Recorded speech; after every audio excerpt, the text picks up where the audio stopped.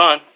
Today I'm going to show you what we call safe boxing. This kind of boxing I think you could have in Christian schools. Dads could get their boys even working in this type of a way that they're not going to hurt each other because they're not hitting each other to the head and to the nose, basically underneath the chin and just above the belt line. I always teach the boys to keep their hands up, even though they're not getting headshots, because if they ever do work out in a gym or something where there are headshots, they need to always learn to keep their hands up. They keep their elbows in. They use their elbows to protect their stomach. When somebody goes toward their stomach, they don't lower their hand. They want to always keep their hands up and move over. They want to keep their feet spread apart just about shoulder width. And at this stance right here, they don't want to keep them too far, and they don't want to be crossing their feet when they're boxing. They want to try to move around, trying to keep their feet in a straight position while they're shooting at their opponent. They always want to keep their feet on the ground. When you throw a punch, you don't want to be leaning. You want to keep your feet on the ground, because that gives you power from your thighs. Your thighs are the strongest muscles in your body, and that's really where you're going to get your power when you punch. So when you do throw out a punch, you want to go all the way out. That'll give you more power. You go your jab, your punch, your hook, your uppercut. These are different punches you'll see that they're throwing. Now there may be some slips, may hit to the head, but basically those are slips. Same way with low shots. They want to try to keep them right in this area and right in this area. So we're going to start right now. These fellows have been working a couple of months with me. They're really improving well. Their biggest problem at first was they couldn't keep their feet on the ground when they were throwing punches. You're going to see that they have a lot of stamina, and they do have pretty good power in their punches. All right, let us go.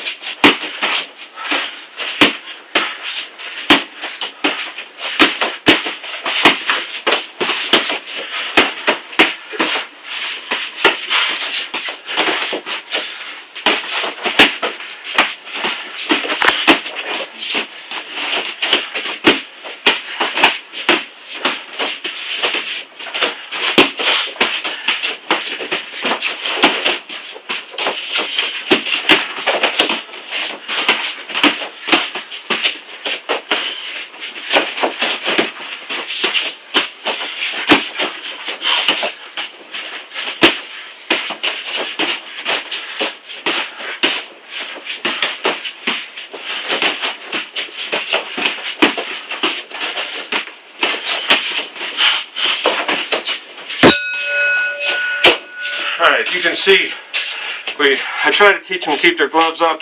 I may lower them a little bit, but when we're not going to the head, there's a tendency of keeping their gloves down. But you can see this is pretty much what we call safe boxing. No headshots, trying to keep it above the belt line. And it's good stamina, good conditioning. If the boys really want to learn how to box the right way, where they're going headshots, then they're just going to have to go to a boxing club where they have that. So I would advise, this is a way that you can teach your kids in a gym, that you're not too concerned about the boys getting broken noses or bloody noses. This is a good way that I teach what we call safe boxing. You can do it in your Christian schools. Dad, you can teach it to your boys at home. They're not going to be crying to mommy saying, I got a broken nose or I got a bloody nose, and complaining about the brother hitting them, or even dads hitting their boys too hard. I think you can see with the chest protection, it protects you good. Without it, sometimes you can have broken ribs. We've never had any injuries with this. So my advice is try to get this started in your schools. Roy Moffitt, First Baptist Church. Want to learn how to box? Go to the Hammond Boxing Club.